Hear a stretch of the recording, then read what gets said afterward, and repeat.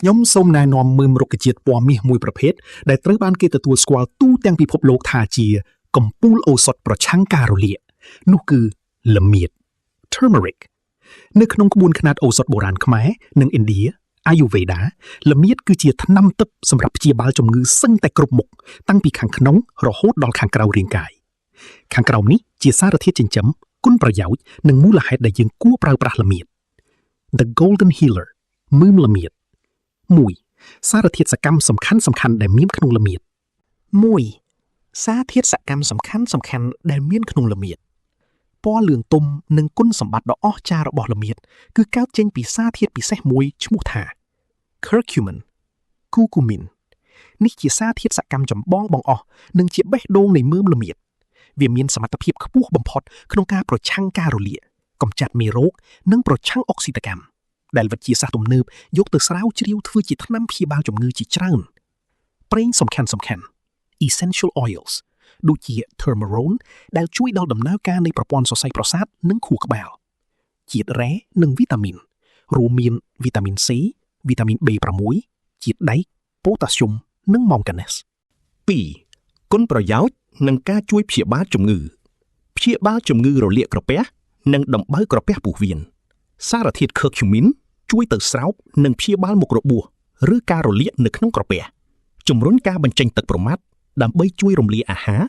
កាត់បន្ថយការភើជូរនិងហើមពោះបំបាត់ការឈឺសន្លាក់និងរលាកឆ្អឹង arthritis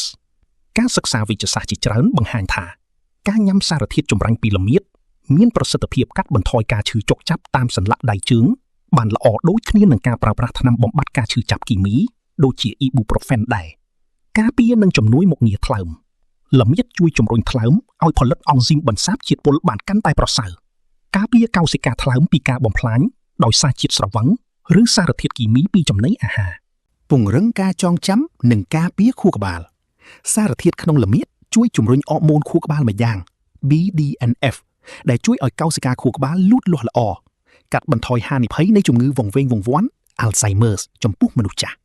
ព្យាបាលរបួសនិងសម្លាប់មេរោគលើស្បែកប្រសិនបើមានរបួសមុតករណីបន្ទាន់គេអាចយកម្សៅល្មៀតមកបិទពីលើដើម្បីឃាត់ឈាមនិងសម្លាប់មេរោគមិនឲ្យឆ្លងរួមទាំងជួយឲ្យមុខរបួសឆាប់ក្រៀមឆាប់ជាសះស្បើយ 3. មូលហេតុដែលយើងត្រូវញ៉ាំល្មៀតដើម្បីព្យាបាល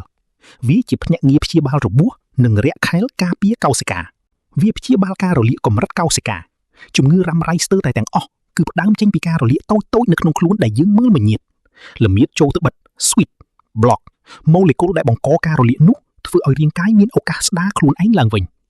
សុវត្ថិភាពខ្ពស់ចំពោះប្រព័ន្ធរំលាយអាហារខុសពីថ្នាំប្រឆាំងការរលាករបស់ពេទ្យដែលងាយធ្វើឲ្យធ្លាយឬរលាកក្រពះល្មៀតមិនត្រឹមតែបំបត្តិការរលាកសន្លាក់បានទេតែវាថែមទាំងជួយថែបំប៉នក្រពះក្នុងពេលតែមួយគន្លឹះសំខាន់ក្នុងការញ៉ាំល្មៀតឲ្យមានប្រសិទ្ធភាពខ្ពស់បំផុតរាងកាយមនុស្សយើងពិបាកស្រូបយកសារធាតុ curcumin ពីល្មៀតណាស់ប៉ុន្តែប្រសិនបើអ្នកញ៉ាំល្មៀតលាយជាមួយម្រេចខ្មៅបន្តិចសារធាតុ piperine នៅក្នុងម្រេចខ្មៅនឹងជួយបង្កើនការស្រូបយកសារធាតុឱសថពីល្មៀតទៅក្នុងរាងកាយរហូតដល់ 2000% ឬ20 ដងរបៀបញ៉ាំយកម្សៅល្មៀត1ស្លាបព្រាកាហ្វេឆុងជាមួយទឹកក្តៅអ៊ុនៗលាយទឹកឃ្មុំបន្តិច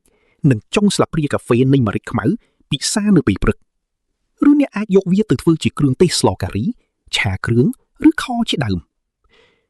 តើអ្នកចង់បន្តទៅស្វែងយល់ពីបន្លែឬរុក្ខជាតិណាផ្សេងទៀតដូចជាការ៉ុតត្រសក់ឬផ្កាខាត់ណាខៀវដែរឬទេ